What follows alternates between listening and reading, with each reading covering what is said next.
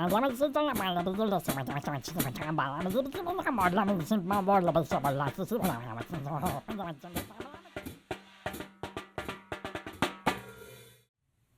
back to Communicology. Have you ever thought about how much your body talks? Now, before your mind gets too crazy, I'm going to talk about kinesics.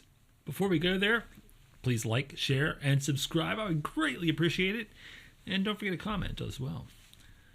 Today we're going to talk about kinesics and how that involves our bodies and how they move and how they communicate. Now, this is an important part of nonverbal communication, and of course, it's a part of who we are.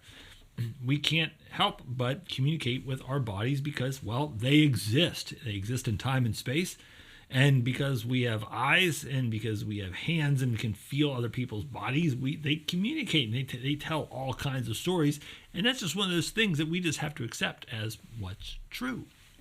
So if you've ever wondered like how we came up with kinesics, well, that's basically going back to the idea of the concept of the body. And maybe you've seen at a school, like they might have a major in kinesiology, and that's the study of the body. So kinesics is how we communicate through our body, all the different ways that our bodies talk. Now, this is not too terribly different than our conversation we've had before on haptics and touch and how touch communicates, because obviously body language does come into play there, like when we talk about things like handshakes and hugs. But still, there's a lot of other body language that comes along with it as well. I mean, even basic things. Like right now, I am choosing to sit, not stand. Why? You know, that's a choice I have made. That's just something I'm doing. But sitting versus standing communicates. When someone walks into a room, do you stand to greet them or do you stay seated? If you're introduced to somebody, do you stand or do you stay seated? You know, those kind of things, you know, those are part of it. So like, you know, the idea of a wedding, everyone's sitting and hanging out. And then all of a sudden when they play the music for the bride to come down the aisle, everybody stands. Why? Or you're at church and it's time to either sing or maybe pray or read scripture and you stand. Why? So those are things that we think about. And not just the fact that I'm sitting, but also how I'm sitting. I'm sitting upright. I'm not slouching or leaning back. I'm not like leaning forward. I'm sitting upright. Why? You know, and from there, I'm not just sitting still. I'm moving my hands. That's one of the weirdest things for me doing this whole podcast thing is to sit back and watch old episodes and watch how much I'm using my hands all the time. It's like, do I do that? Yes, there's video proof that I use my hands a lot. And that's all part of it. Why? You know, how I hold my head. You know, why do I do what I do with that? Why? You know, that's all part of body language or kinesics. So those are the things I'm going to talk about and really dig into today and discuss how kinesics really matters, because whenever we study nonverbal communication in human communication, it's one of those things that our bodies matter because they exist, as I mentioned, they exist in time and space. And they are important carriers of meaning. So how I present myself before you speaks, even if I don't open my mouth and say a single word, you can tell a lot about what somebody is thinking, how somebody feels about themselves, how they feel about others, just by how they use their bodies. So let's talk about those kind of things. Now, I mentioned the idea of sitting and how that comes into play.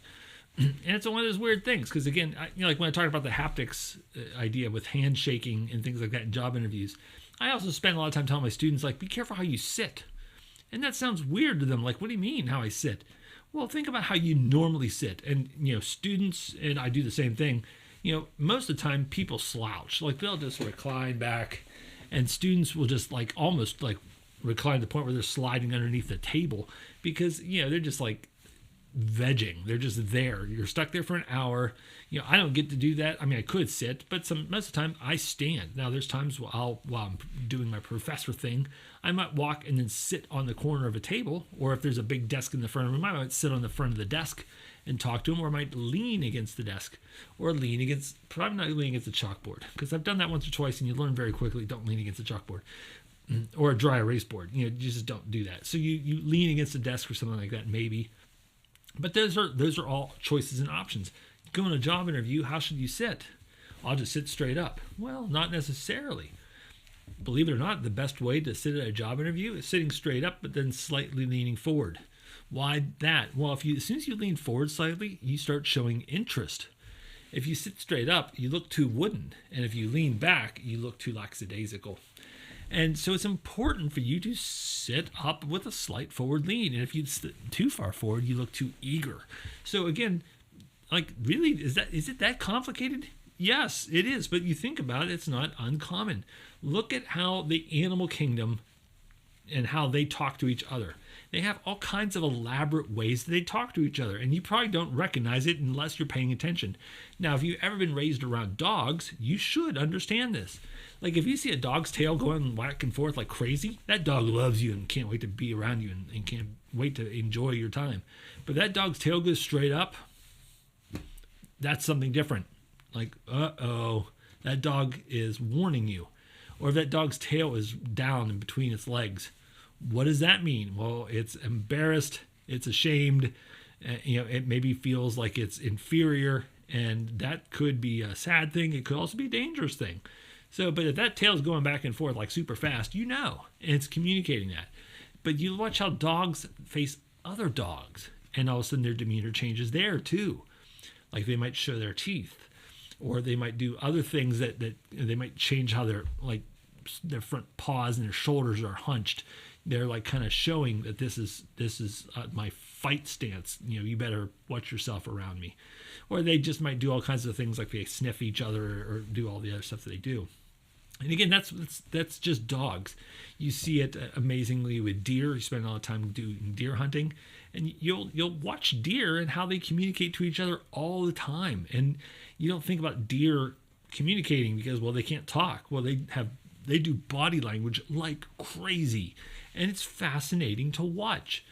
Does to other does, buck to other buck, buck to doe, doe to buck, and watch how they act. And throughout the year too, because at mating season, it's totally different than it is 2 weeks prior. It's amazing how when mating season comes along, how everything radically changes in their nonverbal communication through their body language. So it's kind of an interesting thing watching the kinesics of deer. Same thing with turkey. You want to see something really wild in nature, watch turkey. Because turkey, we think of them, when we think of like having the typical turkey thing when we're doing Thanksgiving, we have all the feathers out, the big fat looking turkey. That's only when they're in mating season. They don't do that the rest of the year. The rest of the year, they just walk around looking just like these little thin, slicked back birds. And you can't tell the difference from a distance between male and female turkey. But when it comes down to mating season, all of a sudden the males, they puff up all their feathers. They ruffle them up and get them real fat, thick, and then they fan out their tail feathers. And then they very stiffly walk around and strut. You hear the concept of strutting like a turkey. Well, that's a kinesics thing. It's how it's moving its body. So it fluffs up its feathers, it fans out its tail, and it struts to try to show the female turkeys, I'm really something. And it's really not much different than watching college students. Whenever they're hanging around with their guy friends, they're just, the shoulders are slumped and hanging around, goofing around. A good-looking girl comes along, man, it's amazing. They stand up tall, arch their back a little bit, puff out their chest a little bit, roll their shoulders out, like, look at me, ladies, look how tough. And it's almost exactly the same as watching male turkeys try to attract female turkeys. They don't realize they're doing it necessarily per se. It's almost like this thing that kicks in, like that I need to do to show that I've got some kind of presence here, some kind of gravitas, just in the way that I carry myself. And it's an interesting thing. And you see this early, like you see it in junior high, high school too, all the time. The way that kids carry themselves, especially if you start doing like territorial things in junior high and high school, where the kids start walking around broader shoulders and refusing to move, and they bump into each other's shoulders and almost get into a fight, or get into a fight because the other one didn't want to move. And it just comes down to who's going to move first, and they both bump shoulders to try to show how tough they are, that I'm not moving, you're not moving, and they do that kind of a thing. And again, it's not different than the animal kingdom. We just bring it into the human world. And we have those kind of things ways that we end up talking through each other through those kind of features that we portray with our kinesics. And it's kind of fun to watch. Like I said, you watch students and how they behave around each other, and the dynamic changes as soon as a good-looking member of the opposite sex shows up, or the teacher shows up, or whatever, and everything instantly changes. And it's even fun watching, like, if I'm the professor and my students are doing a certain thing, and then another professor walks in, like if it's evaluation time when my chair comes and sits in the room to watch, and observe my teaching, for evaluation. All of a sudden the students, everything changes. Their demeanor changes, how they sit in their chair changes, and they might even know this other professor, but the fact is, like, there's another person in the room. It's not the same. I need to adjust accordingly. And a big thing, the way they change is through kinesics, their body language, and how they shift and change, and how their bodies move and everything. All of a sudden they're sitting up trying to look at me. I'm more studious, and they'll grab a pen and they'll say, "Oh, look at me! I've got a pen. I've got a tablet. I'm ready to write down notes." Things that they wouldn't show or portray. This is body language. Things they wouldn't show or portray. All of a sudden they're doing "Oh, look at me! I'm a serious student," because some other professor walked in the room. It's a weird thing, but it's kind of fun to watch. And that's also one of those things, like I mentioned before, with job interviews on how to sit. It's always recommended to take a notepad and pen. Why? Well, taking notes portrays the image through kinesics that you're interested, and that you're alert, and that you're invested in this time. That's an important part. And we've talked before about the haptics of that with the handshake. We've talked about the oculics with eye contact and holding your gaze. But it's also the idea of the rest of your body language, like how I'm sitting, and so what I'm sitting there doing, I'm taking notes and I'm nodding. Yes, yes, yes. When you're talking, yes, yes, I'm nodding. Look at me. I'm paying attention. I'm nodding. That's a critical part of the whole aspect of a job interview. It's also one of those things too, like whenever you're even like on a date. Again, we talked about oculesics, we've talked about the haptics part, but just how I sit, like I do want to lean a little bit forward, across the table when we're having dinner, to show that, yeah, I am interested in you. Not like, I guess, whatever. What a terrible thing to portray on a date. So it's much more of a, yes, I am interested. And you'll find a lot of times you'll do this without even recognizing you're doing it. Like whenever you're sitting a certain way, and you're doing a certain thing, you probably are doing it instinctively the vast majority of the time, unless you're thinking, I need to put this good foot forward. So whenever I am on a job interview, my brain goes into job interview mode. Part of it is by training, but part of it is a conscious effort. I have to make sure I'm sitting up. I need to focus on this. And that's one of those things that we don't think about, because again, I know, given the chance, I slouch. My shoulders will dip, I'll lean back in a chair, and I know I'll do that because it's comfortable. I don't have to sit up at perfect posture all the time. I'm just gonna slouch. So I'd have to tell myself, hey dummy, you're going in for a job interview, don't slouch. And I have to tell myself that. And then from there, the training kicks in, So, but it's one of those things that just going in the first place, just setting those parameters in my own brain to be aware of what your body is saying and doing. If you feel a yawn coming, oh no, how do I do this? Because it's going to look like I'm bored. Or if you feel a sneeze coming, oh no, how do I handle this?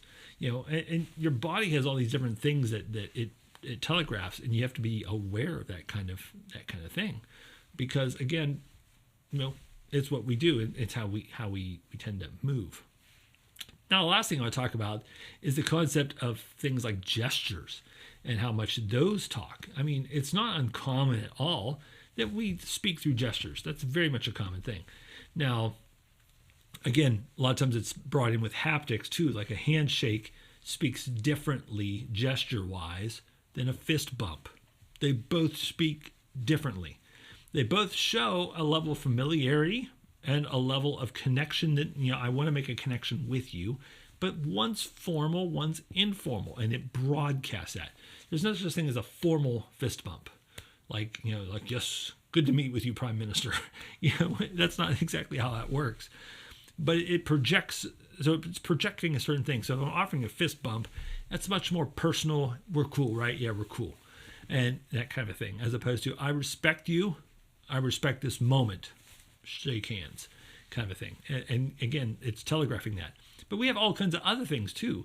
Like you might remember when you were little, you were told don't point, but you're also told like, show me what you mean. Show me where the thing is. It's that other thing over there. It's like, but don't point. It's like over there, and you're pointing with your head, but it's one of those things that we're told to do the gestures that we have.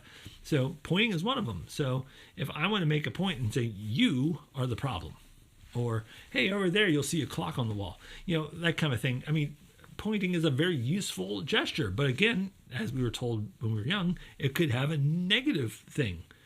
People don't necessarily like being pointed at. Even like, hey, how are you? It's like that. You're sending me mixed messages, because usually this means you're in trouble. So I'm saying, hey, how are you? It's like, I don't know what you mean. So we're like, hey, how are you? And hey, there's my gesture, waving. That's a gesture we have. We wave, or sometimes a point, with a thumbs up. You would do that kind of thing. And we have all of these different gestures that can mean so many different things. I mean, and sometimes we even get confused over them. Like thumbs up, that's pretty straightforward. Everyone knows what that is. But what's this one? I mean, well, it depends on how old you are, right? This could mean like victory, especially when you're talking like World War II generation. Victory. That was a big thing. Like, hey, we secured a victory. Victory in Europe, a victory over Japan. So victory.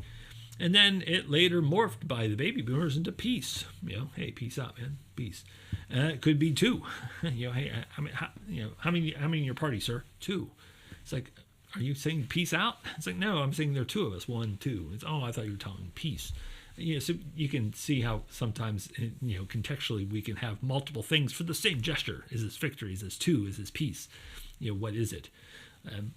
And we have, like, okay, that's what this means. And we have all kinds of other gestures that we have that we understand and we deal with and we work through with each other and we understand as a culture. And when you get older, you have to understand new things, and people come up with new gestures and we come up with what they mean and stuff like that all the time. Where it gets confusing is when you go to a different cultural aspect, different cultural setting. So a different place in the country or a different place in the world, and a certain gesture means something else. Like if we don't like something, give them the bird, the middle finger. And if you don't like them, give them 2 middle fingers, is a symbol that often will be given up. But it's weird. Like you go to other countries and like in Britain, like if you hold up 2 fingers and flick it, it's the same thing basically as giving them the bird. It's like, how's that the same thing? Well, to me, that's not obscene at all, but to them, it is. So my apologies to those of you in Britain who I just inadvertently told you things that, of course, I don't mean that because I'm speaking in the American context. This just means two, or victory, or peace. So I'm sorry that you don't think of it as the same thing. But it can be other things too. Like this is very vulgar in many South American countries. It's like, but it's okay. Yeah, it's not okay south of the equator. Oh, sorry. But so it's one of those things that when you're out and about and you're going to different areas, you've got to be careful because not every gesture means the same thing. And that's the fun part of kinesics. It's always changing. Now, it doesn't mean it's fun if it gets you in the middle of a gang war because you flashed a gang sign and didn't realize you were doing it, but it's not, but it's interesting in the fact that we communicate in so many different ways and we're always focused on our words. We don't think about how much our body language, the kinesics, really comes into play. So it doesn't matter whether it's a business context, a sports context, a dating context, a travel context, we're constantly communicating. You remember the saying, you cannot not communicate. Your body is always communicating. And it's your body movement, your body language that's talking. I mean, the idea that we cannot not communicate makes sense when you think about the idea of if somebody is, not moving, how do we know they're still alive? Well, you can see them breathing, their chest moving up and down, their body movement. You're seeing that. Maybe they're snoring. There's an audible thing there. or you can hear them breathing, but so those are things you can feel a pulse, so those are body language things that tell us that you're sleeping. Well, what if somebody's dead? Well, you can see that they're no longer breathing. You can no longer feel a pulse. Again, body movement issues that tell us that so even when you're dead, you're still communicating, which is a weird concept to think about, but you're still doing it. Your body is still communicating to us that you're dead because we're seeing you not breathe, that you don't have a pulse. So the idea of body, language, the body movement, kinesics, it's a really fascinating thing to think about and study. Again, it's fun to watch people and to sit back and watch how people gesture and do these things with their hands and other things that they do. And it's fun to watch how they tilt their head when they're talking with people, or when other movements they might do to try to portray themselves as tough or as sympathetic or as sorry or as whatever, or happy, whatever they're doing, and watching from their body language. It's a neat thing. So spend some time today, whenever you get a chance, just kind of watch some people. See what they do just by watching their body movement alone. I bet you'll get 90% of the conversation right just by watching the body movement. So that's what I have for you today. Thank you very much for tuning in. As always, please like, share, and subscribe. If you want, leave a comment below about maybe some time when you got body language wrong. Those are always embarrassing moments. But if you didn't like what you heard today, thank you for tuning in this long anyway. But I'll see you next time on Communicology.